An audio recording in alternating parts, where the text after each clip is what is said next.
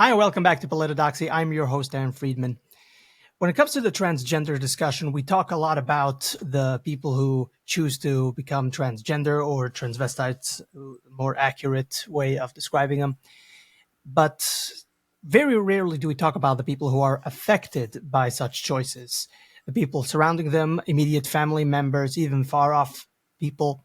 So I would like today to bring to you someone who has been deeply affected by such a decision, and that's why I brought up Tracy Shannon. So Tracy, I want you to start off from the beginning, how this started and how this affected you. Okay. Okay. I It started when I was married to my first husband.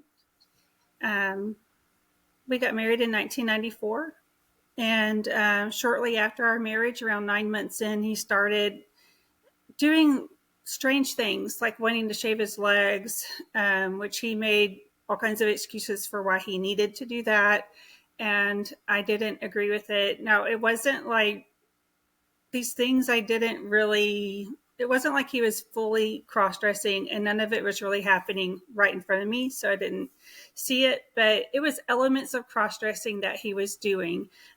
Such as one time he came home from a trip and in the suitcase was one of my bras. So he had taken that with him to, I guess, wear when he was on his trip. And I asked him, "Why did you have my bra in your suitcase on your trip?" And he said, "Well, I just missed you." So there's kind of these weird things in our marriage, just early on, but he didn't say he had an issue of cross dressing until after we had our first baby. So when our first baby was about 3 months old, he was in the hospital. The baby was with RSV and another virus, and it was really serious. He was in there for several days and nearly died. And that's when my then husband decided to tell me that he had an issue of cross dressing and that it went back to when he was like in high school. So I said we should go to marriage counseling.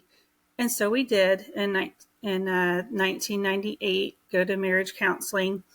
And the counselor here in Houston proceeded to tell me that I was closed minded because I didn't agree with her suggestion that he should be going on weekends with other men who cross dress. And as long as it was out of sight and out, it should be out of sight, out of mind for me. I wouldn't see him cross dress. So therefore, it shouldn't bother me that he would be on this weekend. Like, in other words, he was going to lie to me and I would just not know any better. He would just say he's on a business trip or at a conference.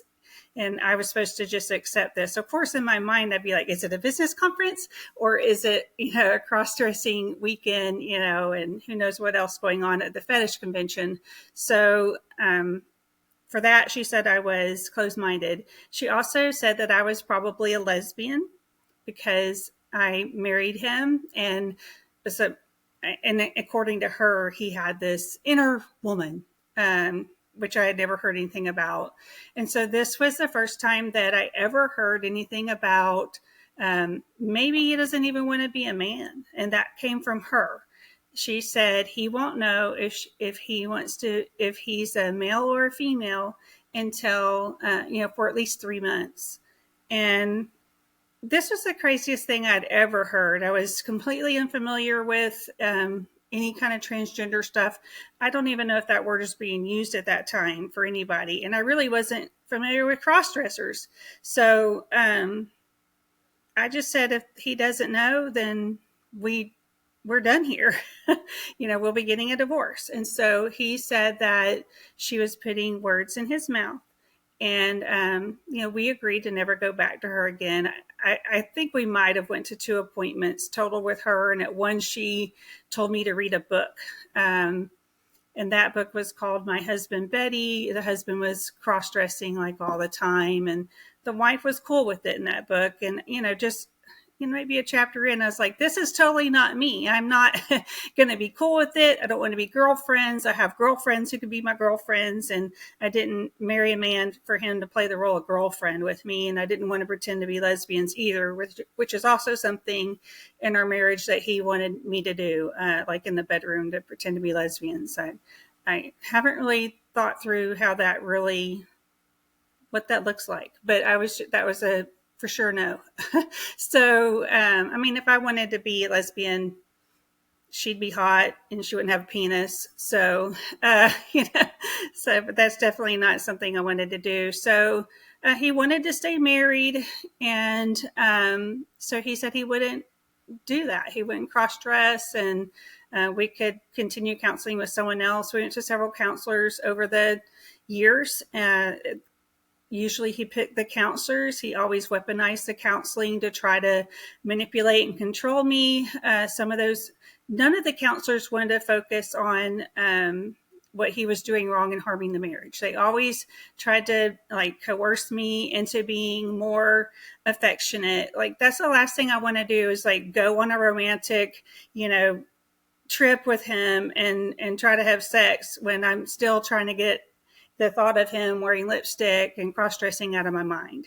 So, because he did cross-dress in our marriage eventually, I didn't see it, most of the years. For most of our marriage, I didn't see it until the very end. But I did know about it because I would find clues. So maybe a receipt in the trash can. Why would I be digging through the trash? I wasn't actually playing the police officer or detective. The reason was, sometimes when I hadn't been home, I had been visiting my parents, and I'd come back, that I would be taking trash out to the cans in the garage, and I'd smell the smell of like fingernail polish remover, acetone. Acetone is what I smelled. And it was really strong. So I did look to see, I knew I didn't do nails. And I asked, why does it smell like acetone out here? And he's all, I don't know. And so I looked to try to find the source of that, because the fumes were very strong. And I would find evidence that he'd been putting on fingernails, and then maybe the receipt for the clothes he bought, like at Walmart. And that was in the earlier years. And I really thought that he wasn't doing that most of our marriage. So we had many gaps where I thought he wasn't doing it, or I was unaware of it. But there was always it was in the back of my mind, and usually right after I had a baby, he would cross dress, and usually around Halloween. And also, anytime we're supposed to be having a happy occasion, it would always get overshadowed with this kind of, garbage. And when I had my third baby, while I was pregnant with her, he made a pregnancy belly that he fashioned for himself. He had no sewing skills whatsoever, but he figured out how to make a pregnancy belly, probably something he found online how to do. And it had water balloons for breasts as well. And he was wearing that around the house, saying he was just trying to empathize with me. Usually when he cross-dressed, it was my fault. Typically, prior to that, it was my fault because I made him feel bad, or I wasn't affectionate enough, or else he was stressed from work, working so hard to provide the life that, we wanted. And then, at this point, it was, I'm cross-dressing basically, or I'm not really cross-dressing. I'm just wearing this baby belly around and wearing a pink robe around the house so I can be a better husband and better understand you. I just told him after a couple of days of him doing that it was just making me feel so uncomfortable, and it really just seemed like he was just cross-dressing. I mean, he was really elated, and he was saying, I'll do all your chores, I'll do this and I'll do all your chores. So basically the house chores, because he worked a job in corporate America, and I stayed home. So that kind of was the division of labor.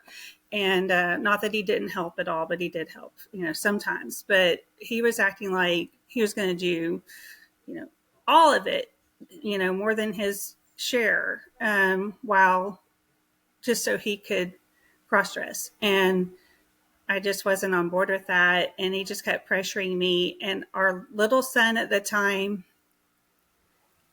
he must have been, let's see, 2000. So he was around 6 years old, and or seven maybe. And so he didn't like that. So he destroyed that thing. One day while his dad was at work, he went and got his little scissors he was homeschooled. And so he had a little kit, and he went and got his little craft scissors and cut it up, and because he didn't like that. So smart kid. And then eventually, not long after that, we were living in another state. We had a house to sell. I did become aware of one other instance of cross dressing while we were living there. I actually was out of town. My daughter had a surgery, so I had to come to Houston for that surgery. And because there just wasn't a specialist that could do it where we were living, and we had family down here. So during my time living in Ohio for several months without him, and I had the kids, then he really got really into cross dressing and met people online, and finally met a woman online. And during that time, I found messages between him and that woman that just revealed so much I didn't know about him, and how bad the cross dressing problem was, and that he had been taking hormones for 11 years behind my back. That first counselor that we saw, the one that said I might be a lesbian and that I was closed-minded, she actually wrote him a letter, because back then you had to have a letter to go to an endocrinologist, and then you could get with that letter they would prescribe you hormones, to opposite sex hormones. And so he was taking estrogen for years, for like 11 years, and I didn't know about it. And that explained a few things. I mean, despite the fact we had 3 kids, we didn't have a whole lot of sexual relations in our marriage. And I was very busy with three little children, and just accepted this most of the time as this is life with kids. Your relationship changes. There were times where I wondered, was it me? Is it because I gained weight? Is it, you know, I'm so bitchy and tired after, all day with the kids. I thought it was my fault for all that time. And I didn't know what normal relationships were like. That's not something you go around asking, like, what's your number? Because my number is sitting around 0. And so the reason was because he just didn't have any libido. He was taking those hormones.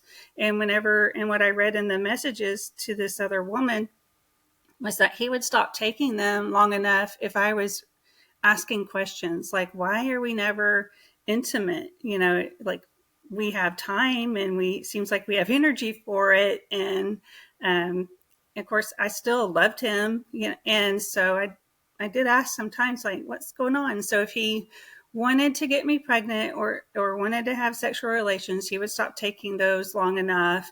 And if his like breast development was getting more noticeable, he would back off of those for a little bit.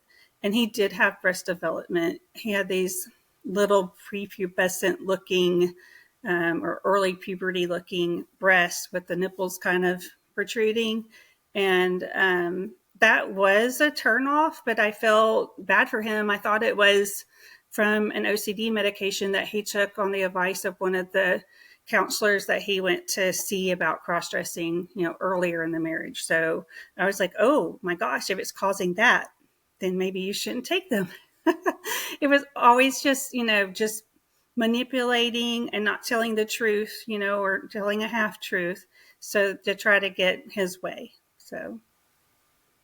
And this was when you went the first time to go see the woman, the Mm-hmm. counselor or whatever. Which, interesting, it was a woman. But when was Might the? have been a man. I mean, it could have been a man. I always wondered if that was a man. She had very long, slender legs, really not much butt dimension, and was tall and had a rather, what looked like an Adam's apple. But some really thin women have some protrusion here. So I didn't know. I mean, it's possible just by how radical and judgmental this therapist was. When I look back on it now, I think like there's a pretty good chance that was a man, but everything I've looked online about this person, I can't find any evidence that she's a man. But Well, if you she's definitely in the LGBTQ community. okay, so that explains a lot. But yeah, if it is a woman, a therapist, or something like that, then yeah, I wouldn't be surprised that there's some judgment there. So when was this? So the first time you go see her or him or it, whatever, when was, what time, what year was this? So that was in 1998 when I first saw her with, I think it was around October of 1998 when we first saw that So in counselor. 1998, this trans thing was not much to talk about. Nobody really talked about it anywhere. It wasn't even online. Online almost didn't. When was the internet invented? It was you know, either before or early days of the internet. So there's basically not too much to talk about there. So she's already, she already is obviously entrenched in this ideology, going behind your back, and then and conversing with him, telling him, no, actually, let's reaffirm this delusion that you have, and I will seek to, try to facilitate this for you. I'll try to get you the hormones that you desire.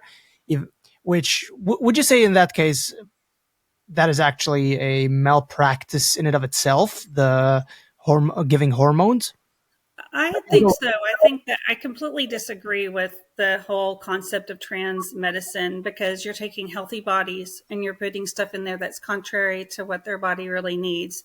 Certainly, for a man taking estrogen, it can have some relaxing effects. So some of these men that are very high strung and have like compulsive personalities might experience relaxation by taking it, but it's not making them healthier. It's not meant for their bodies. It causes a lot of problems for them with their health. And my ex did experience, and to my knowledge, through what I know through my kids, he still does experience health problems related to taking the hormones. He's had several events that's landed him in the hospital, so and where he's had to have where he's had an arrhythmia.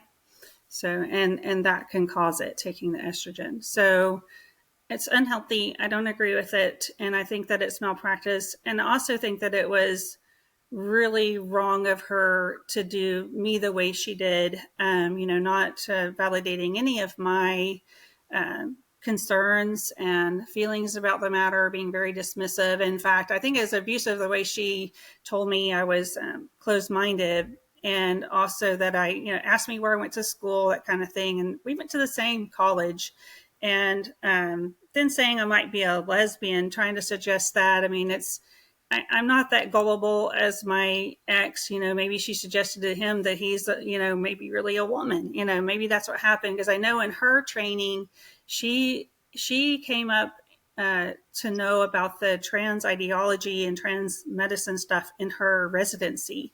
So she probably, because of that, at any time she's like, "Oh, you're cross dressing? Well, then you're just a woman inside. You're a woman in the wrong body." So. Yeah. And so so this is in 1998. In which state? So we were living in Texas. That's where I've lived most of my life. We had a short time where we lived in Ohio from around 2007 to 2000, no, 2000, maybe 2006 to 2008, or somewhere in there. Can't really remember. So this is in the 90s, late 90s, in Mhm. Texas, a very conservative state. We have this going on, and I would like to, so I would also like to show the audience what happens later on. So I'd like to continue on to his ideas with breastfeeding, his during the pregnancy that he wanted to breastfeed, the psychological problems that arose even for your children after what happened afterward, after he, I guess, got his way, and the what happened throughout the proceedings of the divorce.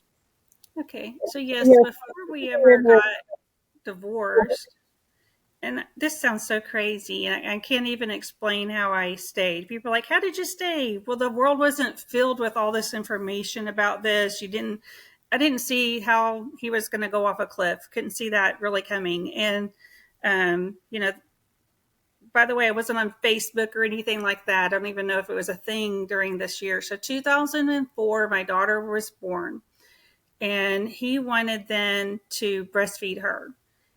That's how he was going to help. Again, this was framed as he was going to help me because she would not take a bottle. She only would, um, you know, breastfeed. So he said he could breastfeed, and he was really pressuring me about this and sending me emails while he was at work with articles of how men in other countries had breastfed their children successfully. And I was like, our children are well nourished and so are we, and I'm producing plenty of milk, and also we live where we can get formula. So no, there's not a need for that. I mean, was it difficult for that first year that I couldn't leave my baby for more than 2 hours because I would know that she would need me? Sure, that was, but it was just that season of life, and I accepted that. Not saying it wasn't difficult. So, and not saying I didn't say, "Oh my gosh, I can't get a break." Yes, I did say that, but never in my wildest imagination did I want my husband to put his nipple in my daughter's mouth. And so I just told him, "If you bring that up one more time, I'm going to divorce you." So he didn't bring it up anymore. Uh, Right, but rightfully yeah, so. yeah. Did you once find you found out that this is even a possibility, that a man can secrete certain secretions that even don't have any nutritional value or anything like that to the baby? Just for the record, there's like nothing there. It's basically empty fluids. But when you first found this out, what was your first impression? What was your first thought about this? Like I that? mean, I really hadn't thought about the whole fact that he tried to breastfeed my daughter for years. And then before I even knew it was a fetish kind of thing, I did remember this and thought that just proves how crazy, he is, and what a boundary basher he is. But then in 2019, I was opposing a drag queen story hour in Houston. And while investigating those drag queens, at which several of them were actually transvestites and or were taking hormones and stuff, and on some of their web pages or their social media, I learned about the fetish, and they had like a name for it, and they had lots of memes about it, about the fetish, the breastfeeding fetish. So that's when I learned like a whole bunch of stuff. This isn't like the kind of academic learning that I really wanted to learn, but I did actually learn a whole lot of things that unuseful information. So that's when I learned, and it's like, oh my gosh, he probably was in contact with people in chat rooms. That's what they had back then, was chat rooms, and he had been in some chat rooms that I knew about during our marriage. So he probably was chatting with someone where he was getting that kind of information. And for sure, in my mind, even before I knew, how big his problem was, how much he was hiding, this was always a fetish in my mind. And I always felt like with him, this was a fetish. It's not just a judgment. It is based on what I saw in my marriage. So when we So, were but for the early, record, this person, your husband, he was he did he have autogynephilia, or is he transgender? Because I know people I'm get a mixed up. total like gender apostate. I don't believe in any of that crap. But just like on the evidence side, while I was married to him, I came home one time during the time he wanted to shave his legs, and putting it all back together now that I know what autogynephilia is. I think that's what he had. When he was shaving his legs, when I walked in on him, he was in a state of arousal. So, I mean, I'm a female. I shave my legs frequently, and never ever have I felt aroused, by the process of shaving my legs or my armpits or anything else for that matter. So, it just isn't a turn on. So, yeah, that is how I knew. And I always just had this sense that it was a fetish. And in fact, I found on our saved on our one of our computers one time pictures of men in lingerie, trying to look like women. And at the time, I actually thought those were just really unattractive women in some really tacky lingerie. And I wondered why he was looking at that. I was in my 20s and I had much nicer lingerie and I looked better than any of them. So I didn't know why he was doing that. He also just early on in our marriage just showed some like signs of what I consider just really disrespect to me, like going to like titty bars during like on his lunch hour and stuff. So despite meeting in church and thinking that we had similar values, we were in the youth group together, and we had a lot of mutual friends. But this it just kind of started unraveling very quickly. Like I started seeing like he doesn't really have the same values I had. He'd always make an excuse for it. Well, they were having it's like free food or something. I don't know, like like it was really cheap lunch or something like that. Yeah, that was the excuse for going to the titty bar. Like really pack your lunch. So So let's. I want to go back to the psychological aspect of the how this affected the children. But before that, I want to first give a recap here. So what we're dealing with somebody. So it's autogynephilia, not the transgender thing. Even though I know men can become women, but the transgender thing is that you think that you are a woman. It's a mental disorder. So that's one thing. Then there's the autogynephilia. It's where you imagine yourself as a woman, and that turns you on. There's a difference. It's it's basically a distinction without a difference. But there is a difference. It's yeah, the I difference think is mine might be a the difference is involved disassociation or something. yeah, the Yeah. difference is basically that he is one is being turned on by the idea, the other one is that they feel finally at peace where they are, but the issue is they never really are at peace. But but that's more or less the difference. So we're dealing with just so we understand. So we're dealing with this kind of person that is autogynephilia, which in a way is worse than the transvestite thing, because it is completely and wholly selfish. One is where they are not finding themselves at peace. They have their mental disability disorder makes them feel anxious where they are, and the other one is just a purely selfish thing where they just want to feel turned on the entire time. So dealing with such a person. So let's talk about first we're going to talk about the psychological effect on the children, but just to recap, the psychological effect on you. So what you had to go through is trying to, I guess, gaslight yourself into thinking, no, this is, I guess, he has this kind of trouble. I'm going to have to overlook this, that, and the other. He, is going through something. He's taking certain medication that is, probably more tough on him than it is on me. Let me be a supporting wife. He is looking at certain things. I don't know what really to think about that. You're trying to cope with the things that he keeps on throwing at you, one thing after the other. And then the more disgusting and horrible things, such as breastfeeding as a male, breastfeeding a child that would put the child in danger. Which again, this is the distinction that he wants to feel turned on, and he wants to have this affair with a child, his own child, as a matter of fact. So this is the things that you are confronted with at the time. What was going through your mind at the time that all these things, one after the other, how did you feel? And did you have anybody to talk to have any discussion? Did you have like a therapist, or he gets to go to his therapist? Did you have anyone to go to? We went to therapists almost always together. And so, no, nobody was really helping me in the forms, like in the therapeutic community. I finally, towards the end of our marriage, went to two different therapists. One was really for me, and he was experienced with men who abused their wives. He actually led a group. I think the men were required to go to him for domestic violence, and so he recognized that that my ex was really lying to me. From everything I was telling him, he was like, "You need to start trusting your own observations and quit looking at him to tell you the answers that you would like to hear."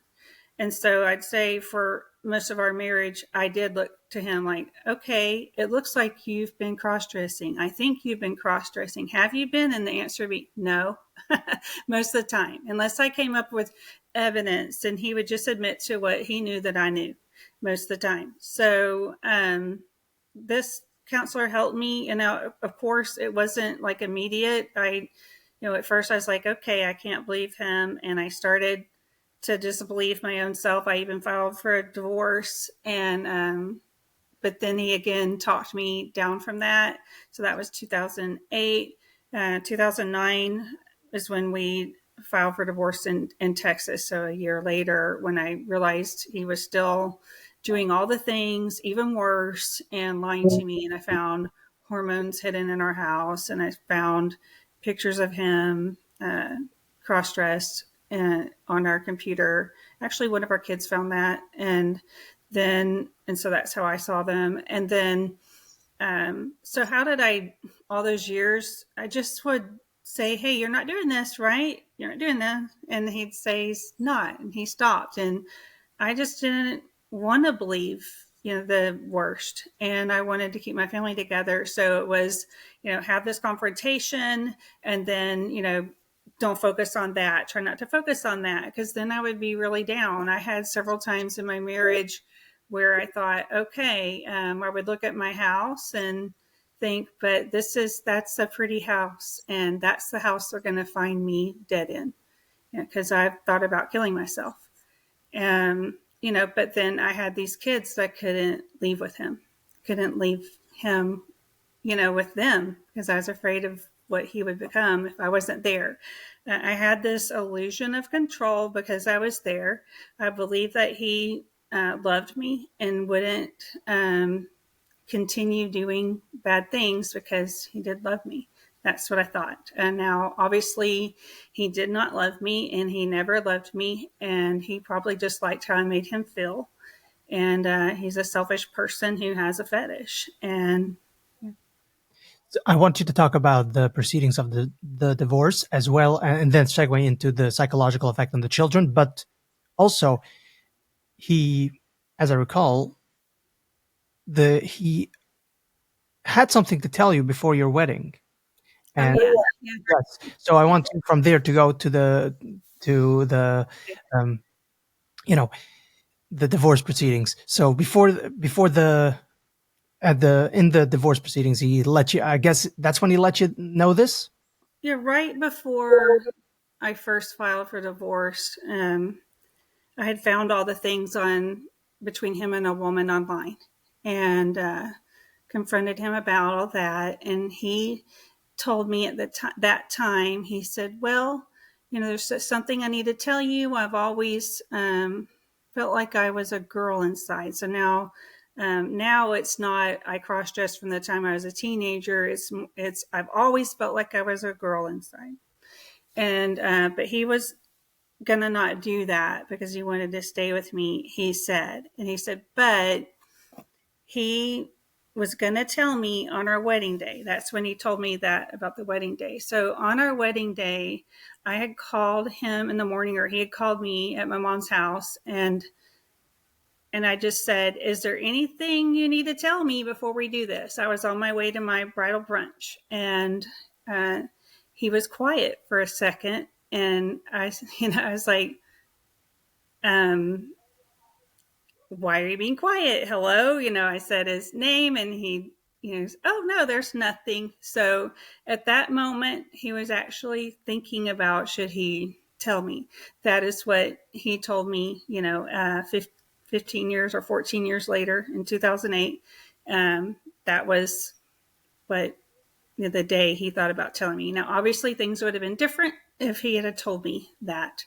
But I probably wouldn't have known just how destructive all that was, right at that time. But I definitely would have had questions that would have warranted not getting married on that at that time. So because he wasn't honest with me, we ended up being married and having 3 kids together. So, and then when we got to family court in Texas, in one of the most conservative counties in Texas, I was questioned on the stand about how I could or how could I effectively co-parent with a trans woman, um, given that I am conservative and Christian. Um, I just couldn't even believe that was happening. And in addition to that, our divorce hearing went for over a week, and every day we had to have a struggle session over what the pronouns were going to be that I was going to use, and what name, and how I was going to refer to my soon to be ex-husband that I had 3 children with. And so I refused to call him by the new female name or use feminine pronouns for him. And it was suggested that I could be fined or held in contempt of court and put into jail for using those, referring to him as a male. But ultimately, the judge did not side with that, did not go that way, luckily. But I could have, and that was in 2010. So this is predates, Bruce becoming Caitlin. So it was assumed that he is a wonderful, stellar parent, despite what this this ideology, and seeing the kids seeing their father cross-dressed might do to them. We did have a court order initially during the temporary orders, which lasted for over a year, that he could not be cross-dressed in front of them. So initially the judge knew. The judge knew this was harmful to the kids. The court ordered my kids at the end to mandated therapy to accept their father's gender transition. And in that therapy, the children were instructed that they could no longer call their father dad. So, and they were instructed on a different name to call their father. So this is institutionalized coercive control and gaslighting, and that's what caused my children a lot of distress and a lot of learned helplessness, because they would confide into this therapist. We were not allowed to go to any other therapist. And we did have to go back to court eventually to get my kids to go to a different therapist, because this therapist was a long drive for me. It was like an hour and a half, from where I was living. And, I felt like the kids needed therapists that were, good for them, and that might be different therapists for each one. One preferred to go to a man, and then, the daughter preferred to go see a woman. So, they just learned to distrust the counseling profession entirely, because they reported abuse to the therapist, and that they did not get any help. They were not telling me about the abuse because they didn't want to make me unhappy. They didn't want to burden me with something, and they'd already seen me be completely run over by all of this in family court once. And they finally did call me one day, scared, when my ex-husband's female to male lover that he had moved in with them threatened to kill them, and actually Hold on, threatened. Yeah, hold on, hold on. The female lover. Hold on. Did I catch you correctly? Said that she wanted to kill him. yeah, she was going to kill him and them, and actually she threatened to kill me too. And Yeah. this was this reported? Was there? What was that? Yeah, they called me, and I called my lawyer, the kid's lawyer, because we were already in a second custody dispute by this time, because he sued me for full custody a few years after our divorce, because I told him he couldn't have his crazy female to male lover living at the house when and having her for sleepovers while the children were there, because we have in Texas and most divorces we have a morality clause, and that stipulates that a like parent can't have a lover sleep over. You can't have a romantic partner or sexual interest sleeping over, or like there's like a whole time frame. I think it's from like 11 p.m. to 6 a.m. or something like that. And what was that? Was anything done about it?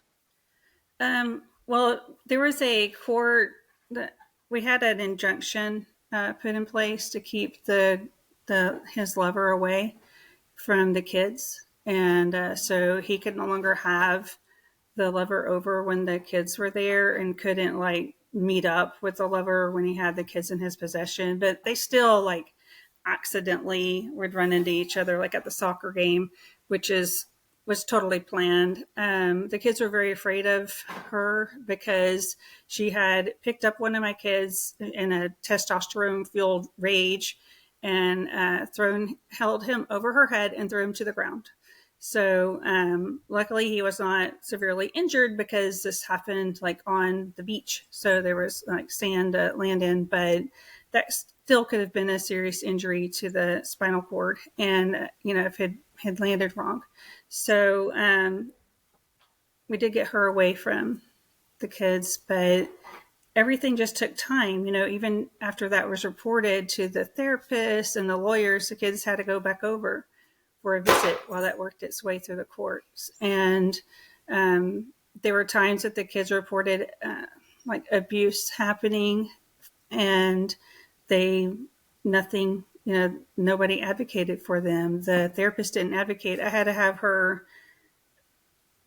her deposed to admit all that before during the second custody dispute, and ultimately that's why I won in that dispute. So yeah, but this affected the kids. They so between the three kids, there were 6 suicide attempts. I'd say different degrees of seriousness between them. Girls that do things differently, like with pills, but still all very serious. That they had suicidal What age- ideation. At what ages were they committing? So my daughter was in high school. They were all in. So one was young, like 11. He ran in front of a truck. Luckily, he did not get hit by the truck. And then the others were in high school, so between 16 and or 15 and 17. So one was put into a mental health facility for 2 weeks during, I think, when he was 15. So And this was during, but was this happening during the divorce procedures? no, this after, yeah, after. So during the procedures, the 11-year-old, yeah, during the procedures, the 11-year-old did. That was during that time. Yeah, but nobody cared. Nobody cared how this was affecting the kids. This is Um, this yeah. is what I find very interesting here. Normally, when it comes to divorce, normally courts are very, very charitable towards the woman, unjustifiably so. Most of the time, I can say, children do better in the house in a with a father. They do way better than with single fathers than with single mothers. But here is an exception to that case. Here, the children obviously would have done better with the single mother than with the no father to be actually found here. Insert father here. I mean, there's no father. There's no dad. There's a silhouette of what used to be once dad. So in this case, it's actually quite the opposite. But interesting, even though normally there would be a disproportionate favor towards the single mother. Here, you don't have that going on. Actually, they're doing everything in their power trying to make the so-called transgender actually autogynephilic man to feel comfortable. Meanwhile, he is having an affair not only with himself because he gets excited because of how he gets to now decide to live his life, but also having an affair with his new lover. So what we're dealing here with is a court that is doing everything in their power to make you feel very just no allies, no people to talk to, no no support anywhere.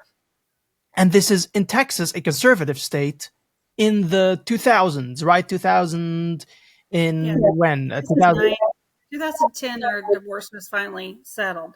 Yeah. So, So this is before they're just social.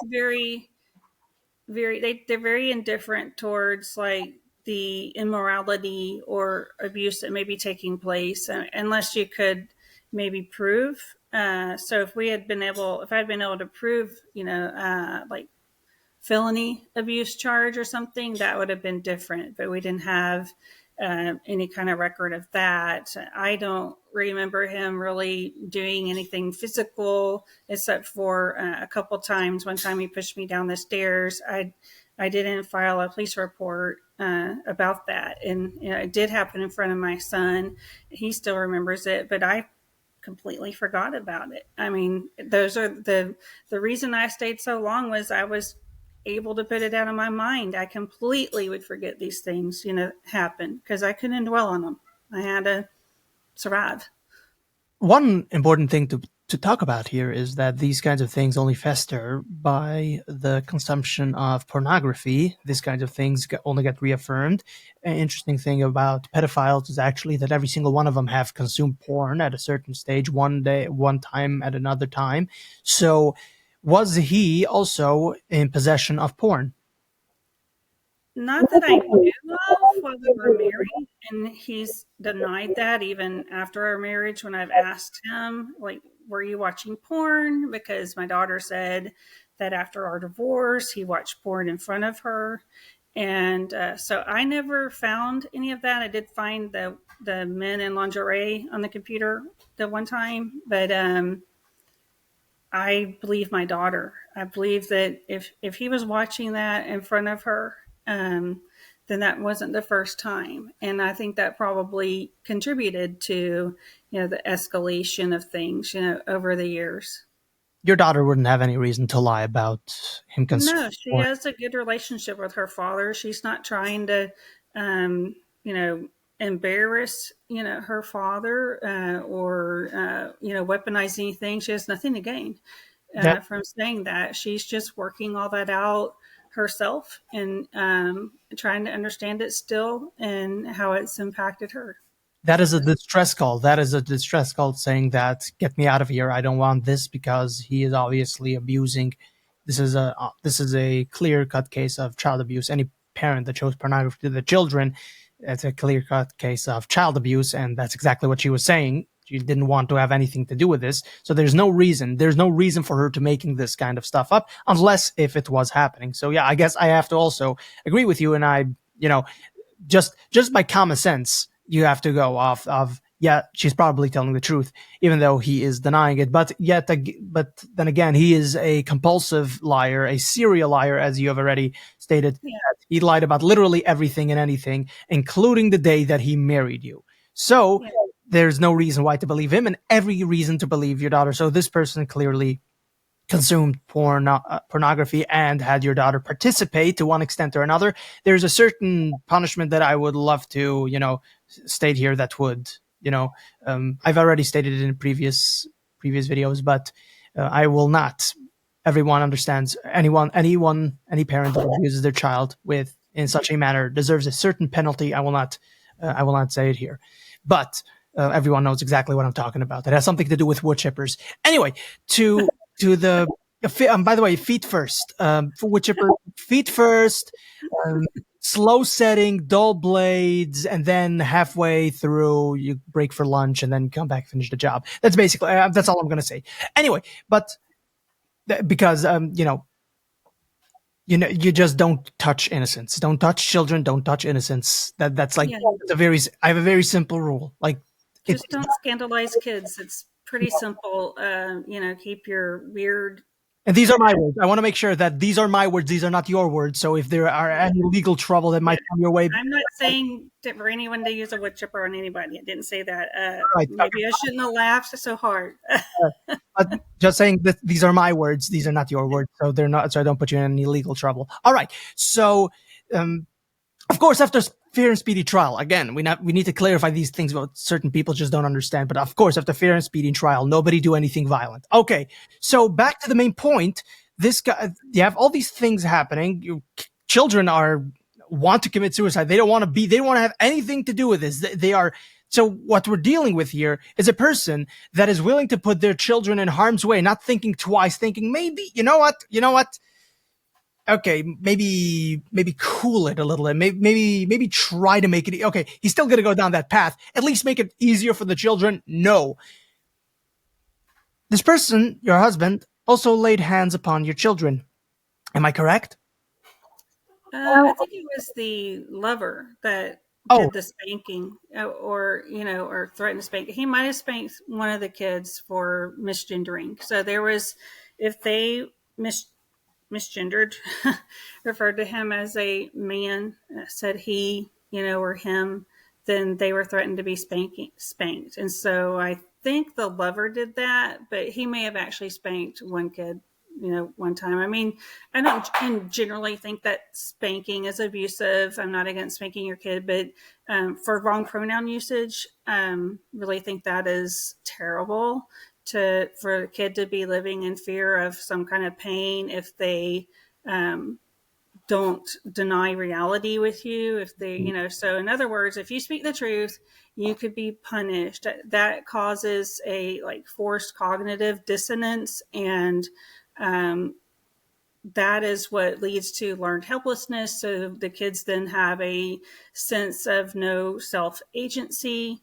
So they cannot advocate for themselves because they then believe from the experiences they are having, just like the world validating all this nonsense, the therapist not doing the right thing, even though she's a mandated reporter, seeing me be completely run over. I had learned helplessness as well from all the gaslighting and from just the whole system not giving a crap about what we all know is not good for children. This would have been assumed obvious, before this, but this was a landmark case in Texas. This is the first case in Texas where a transgender parent got joint custody of their children. So at one point we did put children before adult desires, but then the whole like LGBT movement, and I know like some LGBT want to be not included with the T and the Q, but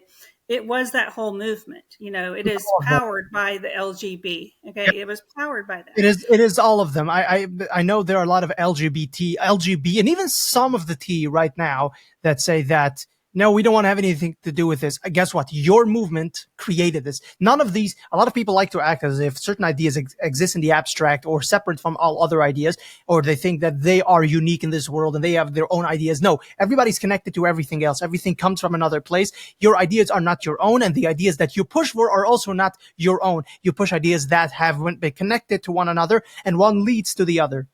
Yeah. The LGBT right now stem from there. So all the LGB, and also the T people who say that we don't want to have anything to do with this. It is your movement. It is your people. It is your ideology. It is everything everything that has everything to do with you that did this. This is time for some introspection about what you actually believe in, because your ideas of what you think the LGB or gay marriage and all these things, whatever you think of these things, these are all interconnected, and it's part of a certain ideology. It's not separate. It's not, okay, if you just had gay marriage, none of this would have happened. If just had this one thing, no, all of these things are interconnected. You can take all of it or reject all of it.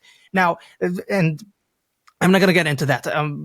There's a lot to say on that, but I'm not going to get into Yeah, that. well, some of them don't want to be associated with that, but the history is completely shows that, although there were a few voices, the larger movement was, behind all this. And so it came to the point where we, had to be so politically correct or something that we just aren't doing what's right for children. I mean, and in every instance, not just in the LGBT, but like, adults want it, whatever the adult wants, whatever kink they may have. It doesn't matter what kind of immoral character they have been showcasing in the world. As long as they haven't like directly abused that child in a physical sense, then the courts want to go ahead and put them with that parent. I mean, the trans ideology though itself, it's been prioritized It's been prioritized above everything, over all rights, and it's inconsistent with everybody's rights. But even back then, when you weren't seeing the and hearing about this daily, trans this, trans that,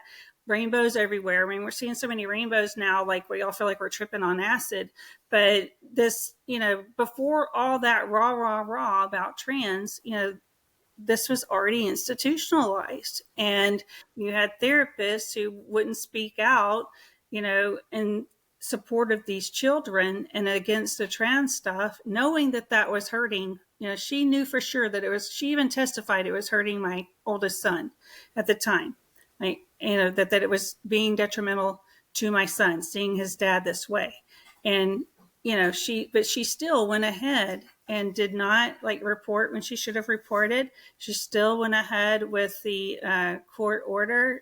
She could have said, I can't do that professionally, or, it's a violation of my conscience. No, she didn't want to risk her career, because she knows the whole LGBT would have come for her career. And in the court system, family courts, you can't go against all this. It's very institutionalized. So even back then in 2010, that's how it was. And it's even worse today. In Texas, even, parents are losing custody of their kids if their kids are identify as trans and the parents don't want to support it, or if one parent is trans and the other parent is not affirming of that, like what happened with me. Now here in New York, I'm talking to a parent in New York that's happening too. The man is that way, and the court had the judge, a Republican judge too, has actually told the dad that was transitioning, "Oh, you're so brave. I'm so proud of you." Yeah, and and basically the mom's been told she cannot be contrary. So this is a denial of our basic freedoms. This whole ideology is anti-freedom. It's tyrannical. Bravery nowadays is lying to your wife, denying reality, denying your natural instinct, and stealing a normal relationship, stealing a childhood from a child, destroying a relationship. That is nowadays bravery, and you get applauded for it. That is the horrible world, the fallen world that we live in, and it's all because of the long march through the institutions, as you mentioned earlier, that none of this woke stuff was back in the day real. This is Republican Texas, I guess, conservative Texas in the 90s. Like, nobody would even think this would even be possible. And even in the 2000s, nobody would thought this was possible. Turns out that actually the long march through the institutions happened, and the fruits of their labor is clearly showing, and the fruits is absolutely horrible. I would like for you to mention also the how it the court proceedings. What was the result of the court proceedings of after the divorce, the joint custody? How did it look like, and how did you? And I want to know, did you get full custody? What did that look like? So we had two trials. So in the initial one, 2010, ended with joint shared custody. So sharing time and sharing the responsibility, or the decision making. And he had an extended visitation, so that was like, I guess he got around 43% of the time to my 57% of the time. Most of the hours they were with me, they were asleep or at school. And so, but he had first, third, and fifth weekend, and then the night during the week as well. So every week. And then that's extended. So that's not the standard visitation. After he sued me, because I had my lawyer just send him a reminder that our court order said that the lover couldn't be his lover, female to male, no overnight lovers, staying over. That just a reminder letter, not I'm going to sue you, not we're going to court. Hold on, female to male. I didn't get. Okay, so wait a minute. So what you're dealing with is somebody who is also. No, I meant female to male. Yeah, he was with a female to male lover. Yeah. All right, so he was also gay as well. That's I mean, by definition. Okay, so All I right, all think right, all it's right. just straight, but I see what's happening. All right, continue. weird straight. Yeah, I mean it's straight with all these extra steps. Yeah. But that just by because I reminded him through my lawyer that hey, you're not supposed to be, you're violating the court order, so you need to stop that. And it wasn't even, I could have went straight to court and with like a with a complaint that he was violating the order, but I didn't do that. I just had my lawyer send a letter, remind him, hoping that the behavior would stop. And for that, he decided he was going to show me, and he decided to sue me for full custody. And he was trying to take the kids away from me and make me pay him child support. After he had left me and the three kids broken homeless, so but at this point I had a better job. I wasn't homeless or broke, but we had to go to court again. And after all of that and a lot more evidence this time, he lost all decision making power. Yeah, so he could no longer make any decisions for their education, their health care, their psychological stuff at all. That was all up to me. And so we were able to switch to therapists that were one closer to home and that the children trusted. And because his priority was getting them with LGBTQ affirming counselors, and none of them were gay or what, or confused about their sexuality at all or having any kind of questions about it. So we didn't need that kind of a counselor, although most could do that. We just wanted someone that they felt comfortable with, and they didn't feel comfortable with a person who, didn't follow their duty to report the abuse. So, forget what we were actually supposed to be getting to. Oh, so he did have visitation, but at that point, we still, we settled instead of going all the way through the judge making the decision or a jury making the decision. Um, I was told that I should settle because all the lawyers involved were worried he was going to kill himself. So once again, everyone was worrying about about him.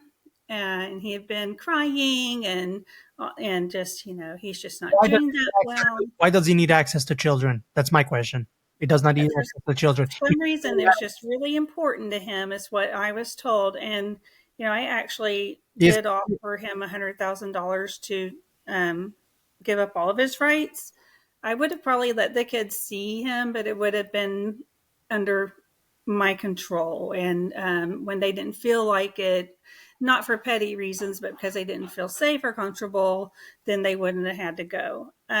clearly has already figured out. I didn't say why he should be personally in a personal capacity. We already Yeah. discussed the punishment, but beyond the punishment, I'm saying here I don't see. You already figured out your. I'm talking about him. Figured out already your life. You want this gay relationship or this gay androgynous.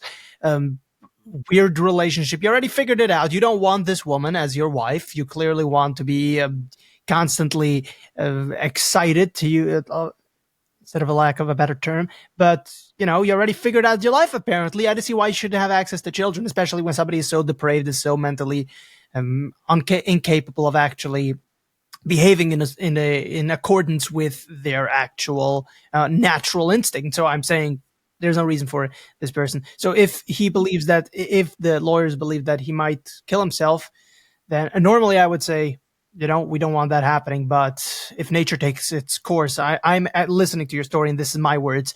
In If nature takes its course, then nature takes its course. Of course, he should repent. But showing pornography to a child, you've already lost all sympathy from me. Like at that point, I'm Of like, course, we didn't know about it at that time about the pornography. ah, Yeah, but I didn't know about that till she was 16. At which point we were in COVID and she wasn't going there. He see, also used to slap her on the bottom all the time, like all the way up until she was 16 years old. And he would just say, "Oh, that's what girls do. They slap each other on the bottom." Like these strange men who have these strange ideas about what women do. Like they really actually think we, play around in our bra and panties and have a pillow fight or something. But now she shares that made her very uncomfortable. And then when she told her daddy shouldn't do that, he was like, "Oh, girls do that." So He did end up having visitation. It was shortened. He didn't have as much visitation. That was the settlement. I didn't know he was going to be moving out of state. Had I known he was going to move out of state, I would have barreled forward with the whole separating of his rights, because I don't think he would have really fought once he got out to another state. Um, but he moved right away. So his visitation was reduced, and it was divided, so they couldn't be at his place for like a really long time, because it had such a detrimental effect on them if they were around him for a longer period of time. So yeah, but he had more uh, influence on them than I would have liked, and it took years to figure out really what all this was doing to them. Obviously, I thought it was having a bad effect on them. Obviously, I recognized when they came back from visits with him, but a lot of parents who go through divorce feel like when they come back from the other home, there's issues. Like all the routines unwound, and there are different rules over there. But it was just more than that. It's such a shock to their system to see their dad dressed up as a woman, to see bras hanging around the house, like his bras hanging on doorknobs, and they would see sex toys laying about the house, and restraints that were on the bed. They slept in that bed. They slept in the bed with their dad and his female to male lover, which is totally inappropriate. And it had restraints that they just left on the bed. Um, they just were exposed to way too much too soon. And all of it was just carrying the burden of having to affirm your father's delusions and lie and fetishistic fantasies, and cover for him while he's telling people that he's the mother, or that he gave birth to them, and just that he's a woman and all this, and talking about how he gave, like he would describe our my labors in detail, like he did it, and the kids would just have to cover. That affects their whole psyche. This affects their moral development, being led to lie and being punished if you don't lie. So yeah, it's I mean, it's could only not good. I could only imagine. I mean, they tried to commit suicide. I mean, that tells you enough. Like when the child wants to commit suicide, that's like enough said. Like you don't need to try to intellectualize anything here. So, um, did you get full custody? How and tell me about that. So at the end, I had like he had visitation rights, but no parental rights. He just had a right to visit his kids, and that's how it ended. And Did he stop stop what? visiting? Oh no, he always exercised his visitation. Yeah. Does he still do it? Um, huh? Does he still do it? Well, no, because they are all over 18, so we're no longer under any kind of order. One child is completely estranged from his father and doesn't want to have anything to do with them. I wonder why. What could possibly be motivating the will of the of an adult now? Yeah. I Decided. mean, I wonder. It must have been the pleasant. Your husband must have been a very pleasant and selfless person. Like it couldn't have befallen to any other person. Like I wonder what could possibly be motivating the child, now the adult. well, because he's now a father himself. And so he realizes, I'm not saying that he's perfect at all. He's not perfect. None of my children are perfect, and I'm not perfect. But in his view, his dad prioritized his wants above the needs of his children, and he took a big dump on me. So for that, and he did see how much it hurt me, and he was a nurturing child and tried to want to make me feel better, and that's not the role. Like these children trying to protect me by not telling me where they were hurting, that's not how it should be at all. I feel bad that they didn't come to me with their with things that were happening. I feel really bad about that, because I would have totally wanted to help them. But, it's almost like parentification, which is wrong. It's wrong for the children to be trying to comfort the adult. and that happened not because that's what I wanted to happen, but that's what happened because they wanted to protect me. And I feel very bad for them. Every adult in their life let them down. And that's why my son doesn't want anything to do. He was older and recognized, he was more aware, he saw his father talking to people online, in front of him. He was more aware of what was going on. He was the one who found sex toys, and like knew, kind of knew what they were, and asked me, "Mom, what are these? I'm going to draw you a picture of this thing I found," and it, and I'm like, "Well, I can't actually tell you what that is. It's not appropriate. It's something not appropriate." But and it was a butt plug, but it just that's why he has his own kids. He now knows what his dad. He knows how serious it is what his dad did. And Not prioritize his family. the other two children, the other two adults now, they are. How are they? They want to have anything to do, or are they? They do. It's not as close as like with me. They love their father, and one really hopes he'll stop this. Like he's really praying. He's praying like a special prayer to, against curses, and he's like always praying for his father. He's a devout Catholic, or a traditional Catholic, and he's always praying for him. And he's even recently dedicated to praying more for him. So they do see their father, but there's boundaries. So one son is getting married next year, and if his father doesn't come to the wedding, having changed, repented, and come as the man that God ordained him to be, he doesn't get to come to the wedding. That's my son's, message to him. My daughter is going to have a baby like any day now. And so she doesn't want her children exposed to any of that. Now, she does love her dad. I assume that they will keep a relationship, but it'll have boundaries. Like all healthy relationships have boundaries. I'm not going to go as far as to say there's ever going to be a healthy relationship here because Yeah. one of the parties is totally crazy. But I think they want to have a relationship. I just don't know what that looks like, for them later.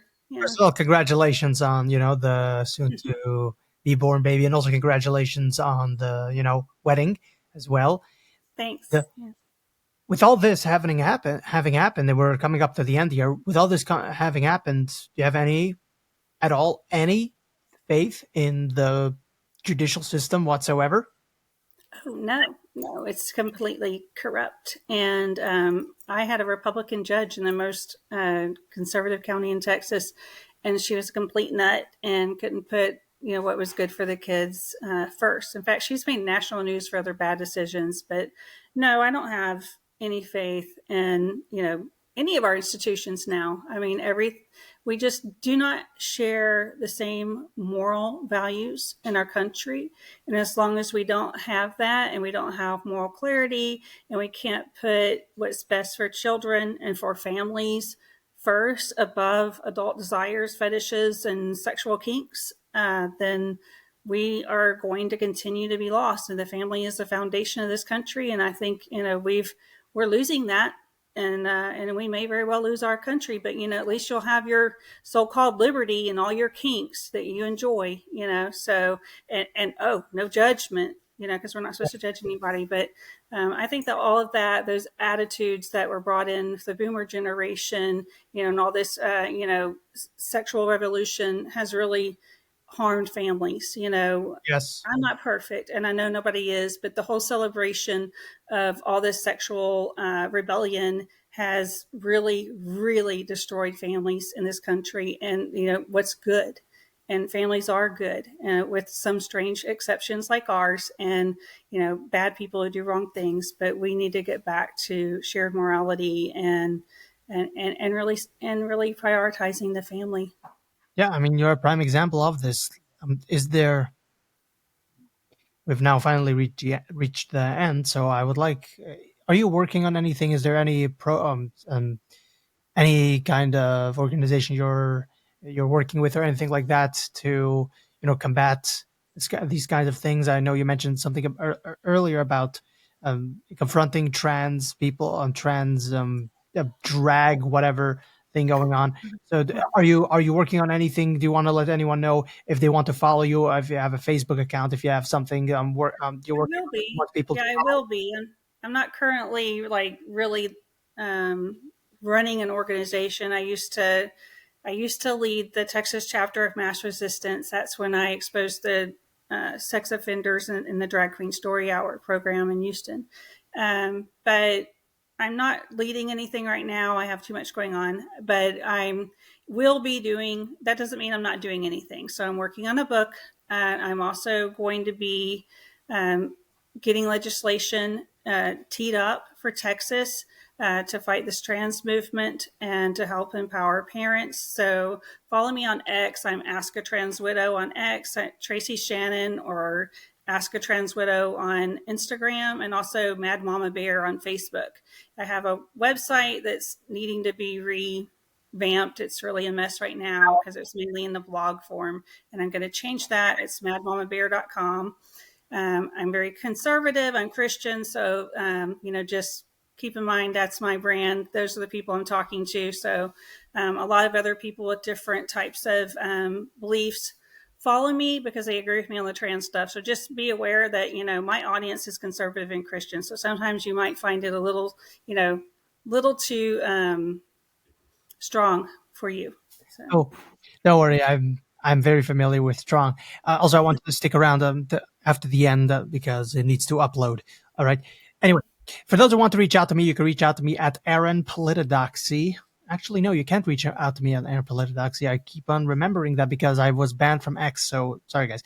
I'm Aaron Friedman on Facebook, Politodoxy on Facebook, or Politodoxy Uncensored on Instagram.